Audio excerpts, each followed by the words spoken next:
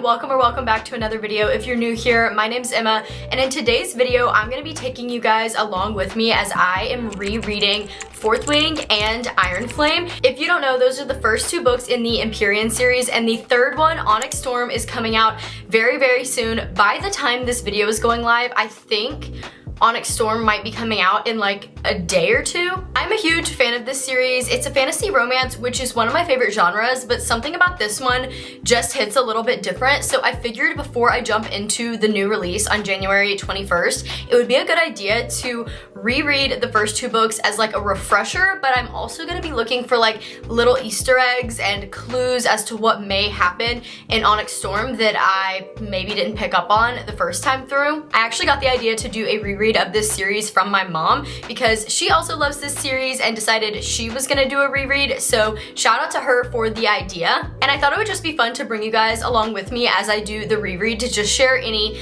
thoughts I have or theories I come up with. And with that being said, this is gonna be a spoiler video, so if you have not read both Fourth Wing and Iron Flame, get off this video, save it for later, or keep watching it if you don't care about spoilers. But I am gonna be talking like in-depth spoilers throughout this whole video, so here is the warning. I have also decided to do this reread on audiobook, and I have downloaded the dramatized versions, which I'm super excited about. And without further ado, let's jump into the video. Hey y'all, so I am a little bit of the ways into part one of the audiobook of Fourth Wing. If I didn't already say it in this video, the audiobook is broken down into two parts per book. So Fourth Wing dramatized adaptation has part one and part two as separate books, and then same thing for Iron Flame. So I'm currently on part one of the first book, and I'm actually pretty far in. I feel like I've been cooking through the book, and I've been kind of taking notes so I could remember what I wanted to say to you guys. I definitely should have given an update sooner, but these are my thoughts so far upon the reread. First thing I took note of is that I feel like going back through and listening to the beginning of the story, it's very obvious to me that that theory about Violet's mom creating the thunderstorms while she's on the parapet is so true, because obviously not only is that her signet, but they even reference her mom's powers like right before she gets on the parapet, and then also there's something about it right after. So I don't know how I didn't see that the first time, and I actually don't know if that's a confirmed theory, but knowing how Iron Flame ends, I like the version of the theory that Violet's mom did create the thunderstorms when they were crossing the parapet, but not to try and hurt Violet. She did it because she knew that Violet had like the special boots, and she was trying to give Violet an advantage and make it harder on everyone else. I don't know. But I did think it was interesting that there were a lot of references to her mom's signet right around the time before and after she's crossing the parapet. Also, I totally forgot how early on in the book you find out what Dane's signet is, like the being able to read people's recent memories. For some reason in my memory, we don't find that out until like almost the end of the first book, but it's very early on, like in one of the first few chapters. So it's interesting to me that the first time around I knew that early on, but didn't pay much attention to the times he did touch Violet's face. But obviously now knowing that that's what his signet was and knowing how things play out, I've been like trying to pay attention to moments where I think he potentially was trying to read Violet's recent memories. Another thing I noticed is that very early on in the book, Dane makes multiple comments to Violet about needing to cut her hair. And obviously there's all these theories about the meaning of the silver in her hair and if that could have a connection to the venom or how she was born. But it's interesting that Dane in particular makes a lot of comments to her about it. So it's got me wondering, like, does he know something that we don't know about yet? And are we gonna find out about that in Onyx Storm? I don't know. That one might be a little bit of a stretch, but it is just something I picked up on. And then also, this isn't like theory related or anything, but rereading it, or I guess listening to it, feels so atmospheric. Like, I remember the first time around reading it, I got so sucked into the atmosphere of like the school setting and all of that. Listening to it and like having a reread of it is just reminding me of that feeling, and it's almost nostalgic back to the first time I read it. Like, I can vividly picture every single thing from the dragons to the characters to even the architecture of the school, and I just love that about it so much. My next note just says, Riddick is so goofy, LOL. Yeah, that's all I have to say. I think my thoughts were that, like, I remember finding him to be a more humorous character in book 2, which obviously I feel like he plays a bigger role as the books progress. But even early on in Fourth Wing, when he's not that significant of a character, I noticed him just being like funny in random places, and I don't remember that from the first time I read it. And the last note I put down is that there's literally so many Easter eggs about Xaden's second signet. Obviously, we find out what it is at the end of Iron Flame, but I believe Rebecca Yarros even said in an interview that if you were to go back and read, it's obvious what his second signet is as you're reading the first book, and it kind of is. Like, I'm not gonna go through all the little things I noticed and picked up on because we would be here for hours, but when Violet is spying on him and his friends from the tree, he like makes a comment to them about like, you shouldn't do something, and then he's like, and if you do, I'll know. And I'm just like, that is blatantly obvious right there. There's been a lot of other little things. That's just the first one coming to my mind right now, but I'm just like, how did I not realize it sooner? Another thing I've been trying to like kind of listen for and pay attention for is clues as to what Violet's second signet could be, because Rebecca also said in an interview that there's lots of Easter eggs dropped throughout the first 2 books that point to what it's gonna be. But I feel like at this point I've just heard so many different theories with so many possibilities of what it could be that it's making it harder, because I'm almost looking too far into things and I'm like, is that actually an Easter egg or am I reading into it? So I don't know, but I'm gonna continue with the audiobook. I will probably finish part 1 of book 1 today, hopefully, and then I'll give like updates if I think of anything along the way, and if not, I'll give an update at the end of part 1. I have now officially completed part 1 of the audiobook for Fourth Wing. I really do want to jump into part 2, but I'm actually waiting because my mom and I share an Audible account, and she is also doing a reread or re-listen to the series before Onyx Storm comes out, so I need to wait for her to finish part 2 before I jump into it, or else the account will be like switching all over the place, like it would just be a mess. For the time being, I'm gonna wait to start part 2, but these are just a few thoughts I had upon finishing part 1. First of all, listening to it and going through the story a second time just keeps reminding me how much I loved it the first time I read it and why I loved it so much the first time I read it. And I don't really have many other thoughts other than that I'm loving it just as much as I did the first time, if not more. There is something I wanted to briefly talk about because my mom and I were discussing it, and it kind of has to do with theories that people have. So I keep seeing these theories floating around that Onyx Storm is going to focus more on Dane being the love interest since Xaden is a villain now, and A, I don't like that theory, and B, I don't think that's gonna happen, and there's a main indicator, in my opinion, in the first half of Fourth Wing as to why that's not gonna happen. There's a moment in Fourth Wing right after the threshing, right after Violet bonds with Taryn and Darna, and Dane comes up to her and kisses her, and in Violet's inner thoughts, it literally says something along the lines of, I've been waiting for this kiss from Dane my whole life, and now that it's happening, I just don't feel the sparks. And I feel like it's saying that like Dane was everything she thought she wanted, and she's now realizing that he isn't. And this is all before she's even really interested in Xaden. I mean, up until that point, she's had like inner thoughts about Xaden being attractive, but it's not really like she's interested in him. And at this point, when the kiss happens between her and Dane, she doesn't even know that her and Xaden's dragons are bonded to each other, so she really just doesn't have a tie to him or connection to him yet. They've had very minor and few and far between interactions, so I feel like the fact that she makes up her mind that she doesn't want Dane before she's even interested in Xaden should tell us everything we need to know right then. Now, I'm not against Dane getting a redemption arc in Onyx Storm. I just feel like if that does happen, it's gonna be more in a friend way and not in a romantic way. Last thought is that I absolutely love the voice actor for Taryn in the audiobook.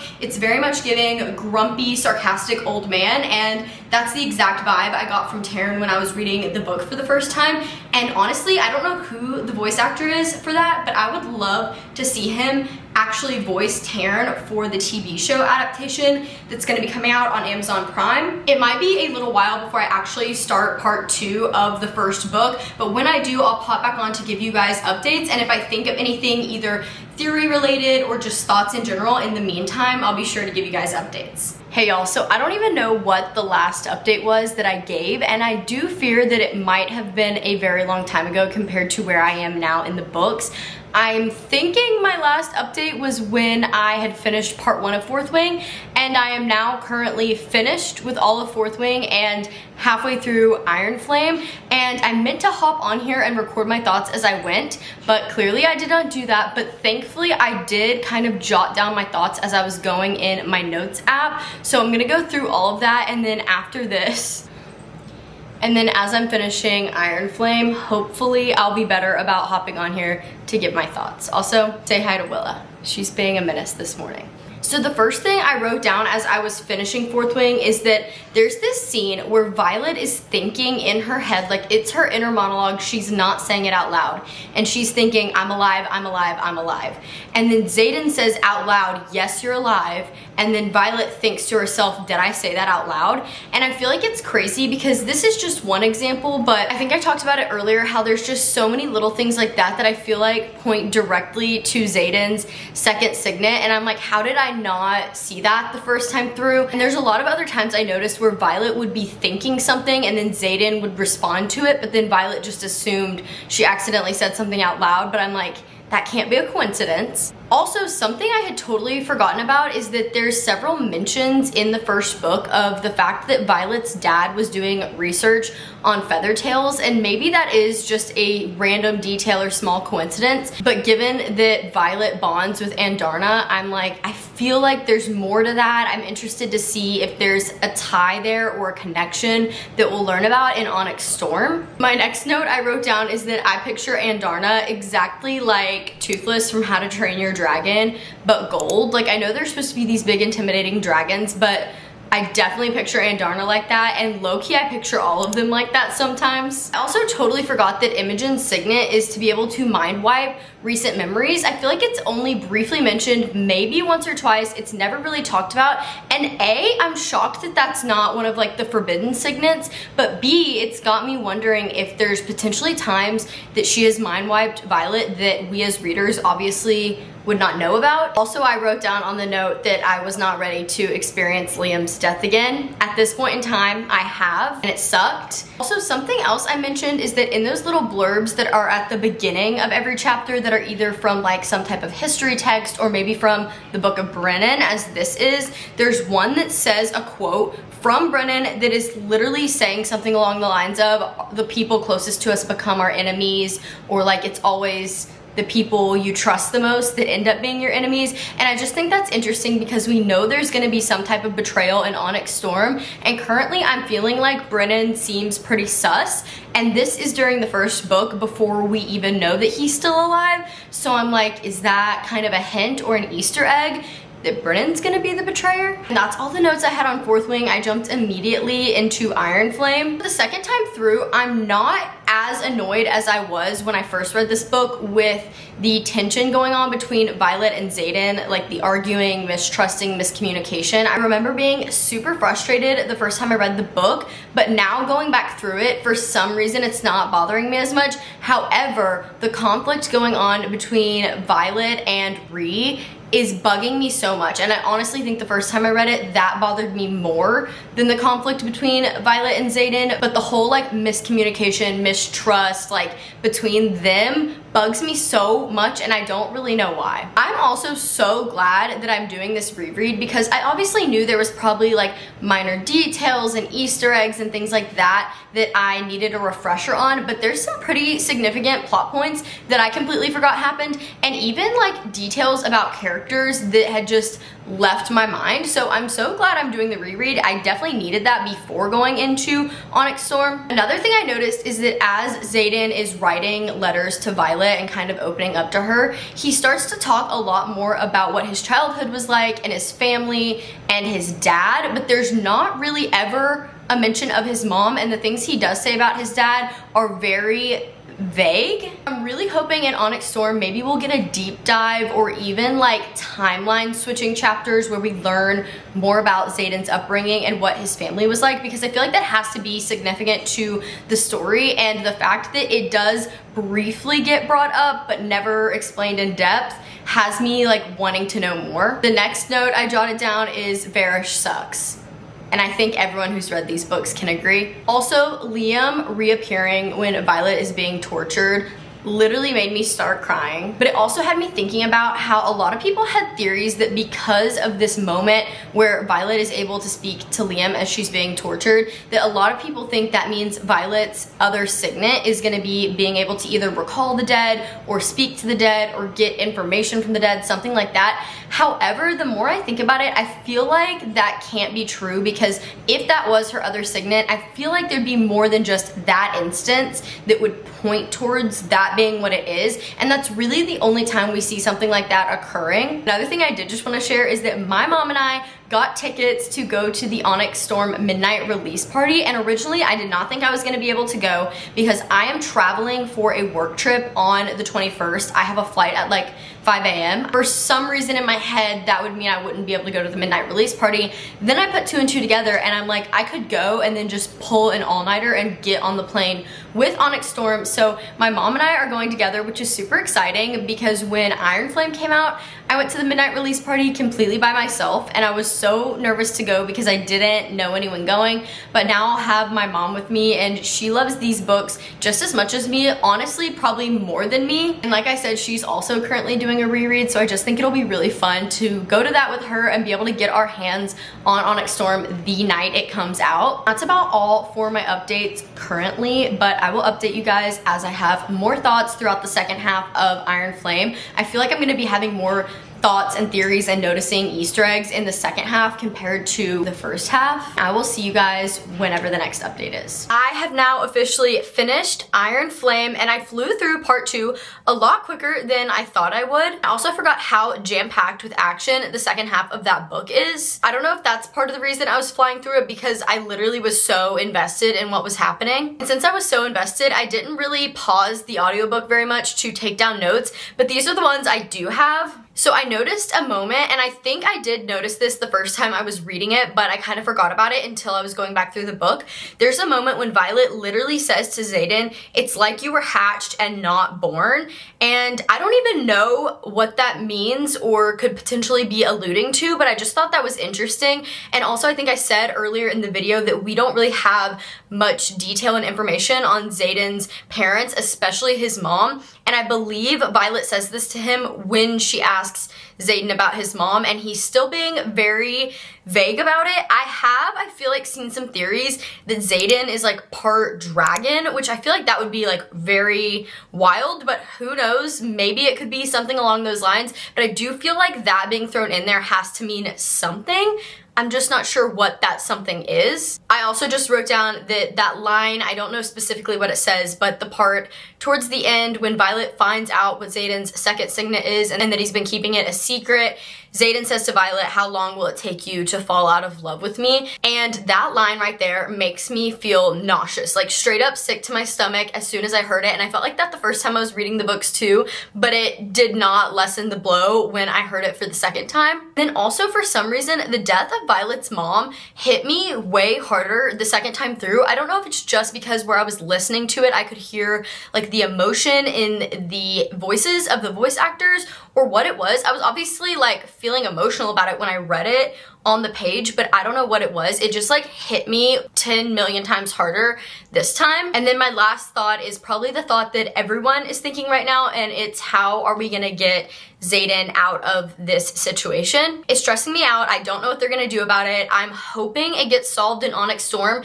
but I wouldn't be surprised if he stays a Venin throughout all of Onyx Storm and then it doesn't get resolved until the book after that. But one little theory I do have is that one of the beginning of the chapter blurbs towards the end of the book says something along the lines of like, "There is no cure, we've tried everything," and then it says recovered from General Sorengale. So obviously at this point in the book, Violet's mom is dead, so it has me wondering if she has experience with trying to cure someone from being Venin. And obviously there's all these theories that maybe Violet is part Venin and that's why her hair is like that, and maybe her dad was Venin or half Venin and their mom was trying to cure him and that's what caused him to die. So I don't know, but that's just got my brain churning with that theory. And then also if they're able to learn things from that situation that they can use to then help Xaden. And honestly, I don't really have any other thoughts, but I just want to say that I am so glad I did this reread. I've been doing actually kind of a lot of rereads recently. I usually do an annual reread of ACOTAR,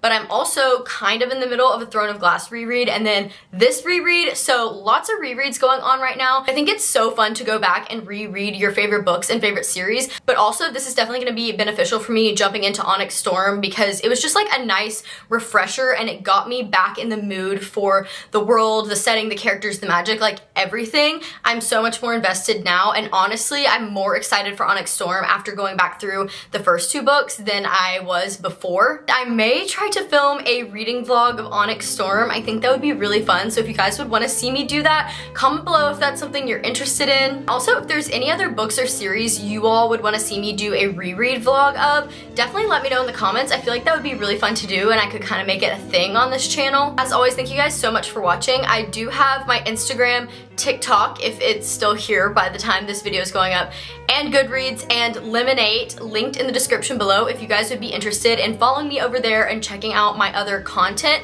Or as always, you can just head over to this channel and see the other videos I have posted currently, and stay tuned for more videos to come in the future. And that's all for now. Bye guys!